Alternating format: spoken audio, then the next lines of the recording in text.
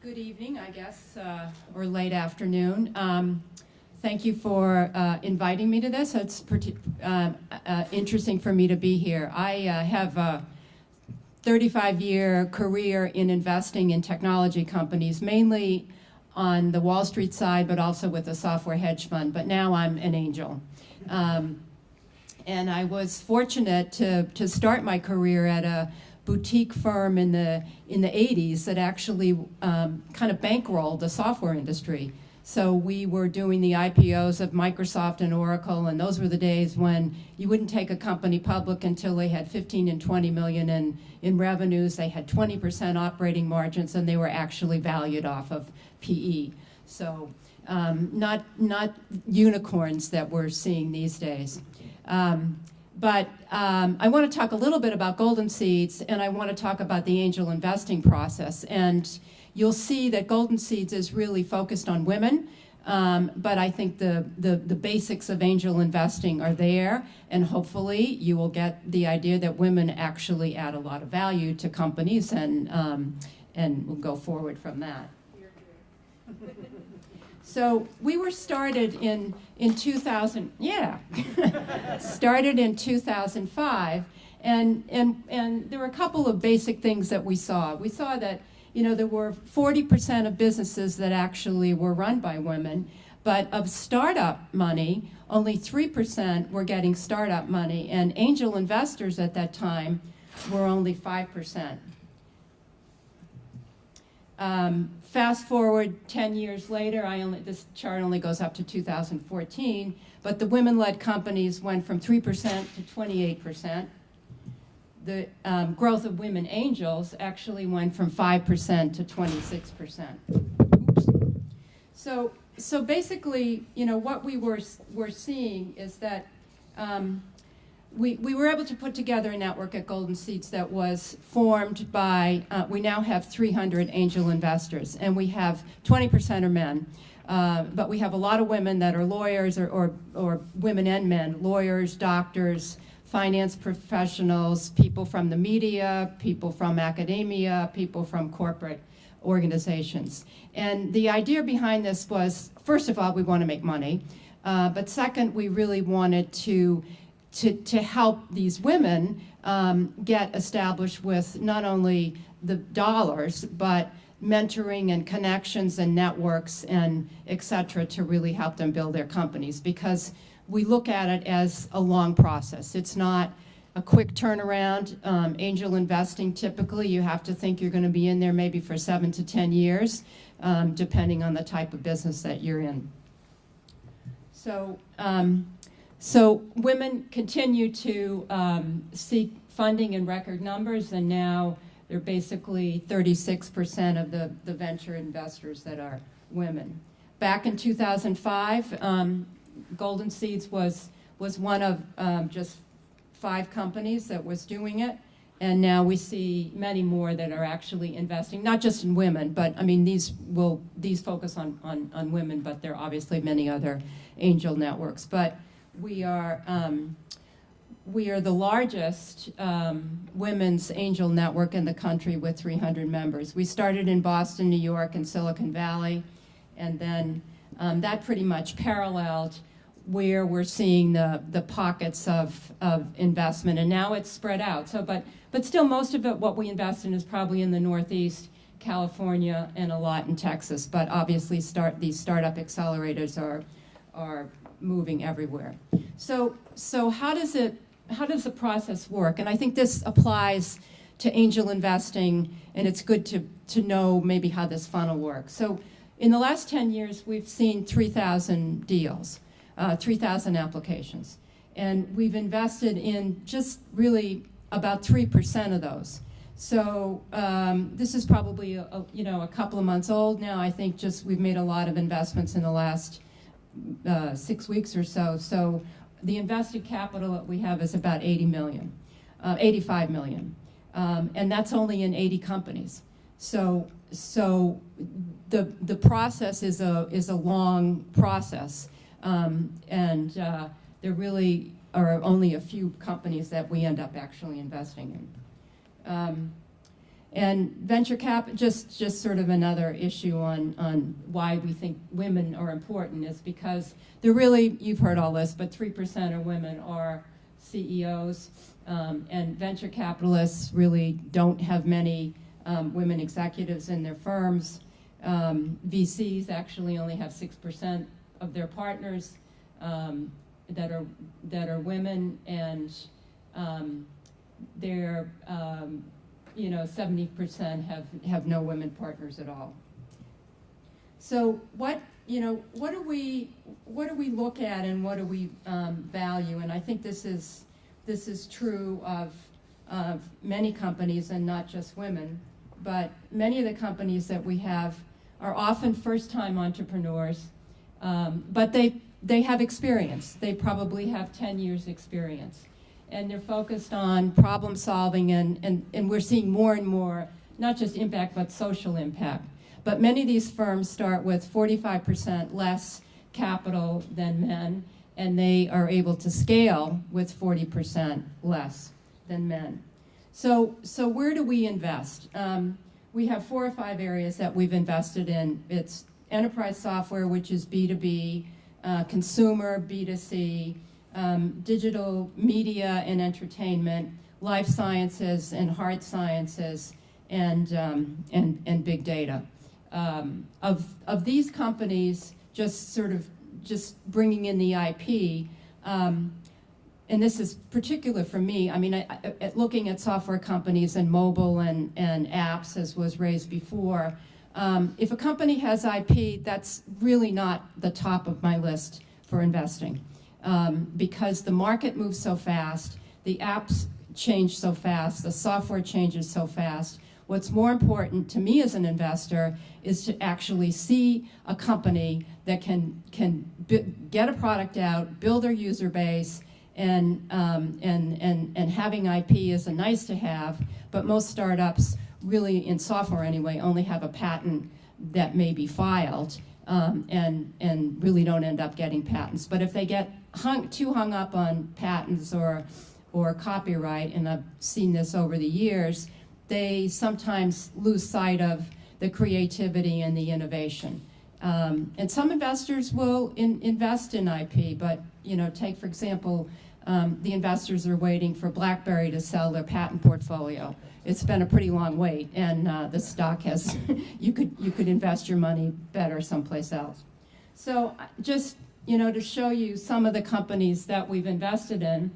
This one, Cognition Therapeutics, is a woman who is a PhD neurobiologist, and she's helping create drugs to live with Alzheimer's. We've had an investment in her for several years, and she's now she's winning awards. She's actually ready to move to human trials in the next few weeks. Another one, this is a cloud-based solution for the supply chain in fixing work trucks. So trucks, parts break all over the time, all over the, always. You're missing well, I won't go into a truck analogy because then I'll say all the wrong things. But there's a dealer network that's constantly looking for the parts to replace these trucks. So this company, Work Truck Solutions, has created a software product that actually tracks that. Another one, Plum Perfect. This is an engineer and an MBA who has designed a color search engine that basically, the simplest initial concept is for a woman to basically take a picture of herself on her phone, and then this company will match that picture with various cosmetics. As you take that application further, there's an application in not just beauty, but fashion and home furnishings market. This next company is a US company, but actually has an international marketplace. And this is an environmental engineer who was concerned about people that are dying in third world countries because of earthquakes or other types of diseases, and they just can't get water. So she designed this water bag solution that she's selling and working with different international organizations internationally. Just on the international front, we're pretty much domestic at this point. We're exploring international options, but right now I'm working with an Israeli company that has a very interesting woman entrepreneur that is out of the Israeli Defense Force, as is her whole development team. So she's actually established her company in the US. All the developers are in Israel, and it's just stellar technology that we're really excited about. And then we have another company that is doing, US-based company that also is investing in credit scoring technology for microfinance or borrowing in Africa. And then the last example I have is a woman who is a journalist and filmmaker, and she is doing an interactive video application to promote brands and sell to television or to digital media. So what, how does the process work? I said that there were, we've seen these 3,000 companies, and we go through various levels of screening, and we have to we have a fund, and we have a group of angels that are part of an LLC. So we have a combination of the ways that people can invest. We do a series of levels of screening. We do a lot of our own due diligence. We write the term sheets, and if we invest, we would like to take a board seat in those companies. We don't do seed. We want to see a product, hopefully a product with some revenues, even though it may be very early stage. So we want it to be kind of out of that pilot mode and hopefully into getting some traction. But I think this is true of angel investing anyway, that the seed money often comes from friends and family, and then you go through the process of getting your product ready and take it to market. So we would like to get to the point where we see an interesting product, we see that there's a big market. We're not interested in tiny. We'd like a new niche, but we'd like it to be a really big niche. We're prepared for follow-ons, because your initial investment that you get from your angels is unlikely to be enough to carry you through. So there will be points where you have to come back, and we have to help raise money. We help you syndicate. We help find other board members, and we try to do that whole networking process for you. So I'm just going to stop and see if there are any questions, and happy to answer them. So that was easy. Yes? Where are you located? Here in New York. Well, we're based in New York. We have operations in Boston, in Silicon Valley, in Texas, and back to one of those maps. We're Atlanta, but the main places are California, New York, Boston, and Texas. Yes? Have you invested in educational technology? Yes, we do a fair amount of I should have said educational technology, because that's matter of fact, I saw 2 companies yesterday. But there's a group, a lot out of our Boston group that does educational technology. Yes. How do you decide how much equity to ask for in return? I'm sorry. How do you decide how much equity to ask for in return for investment?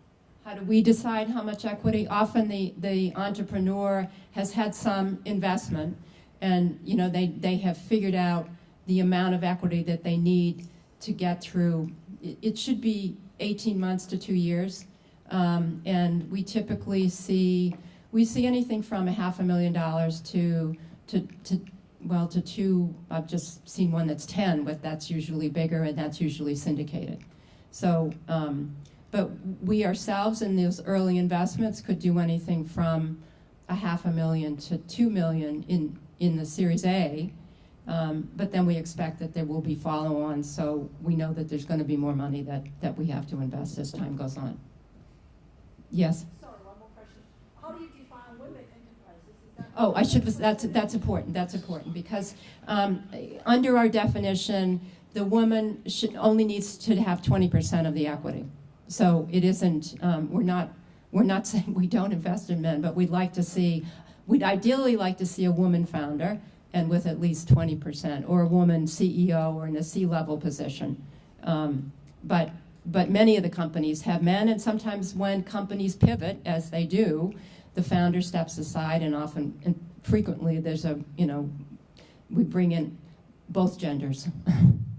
Yes?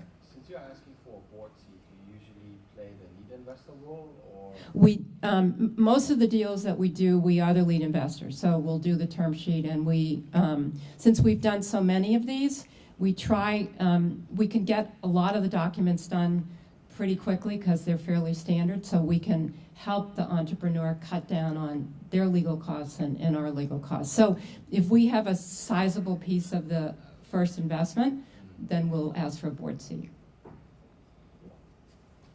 Yes, Beck? How do you assess your rate of return, or how do you actually get your money back? Okay, good question. And I'll just give you some quick, as I said, we have 80 to 85 investments.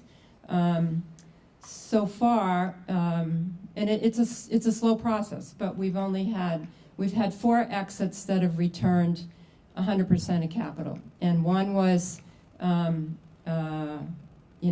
6 to 9 times the investment. A couple, one was sold for stock and cash to somebody else, and there were 2 that were like 1.5 times. And there were 2 exits that we had that returned less than 100%.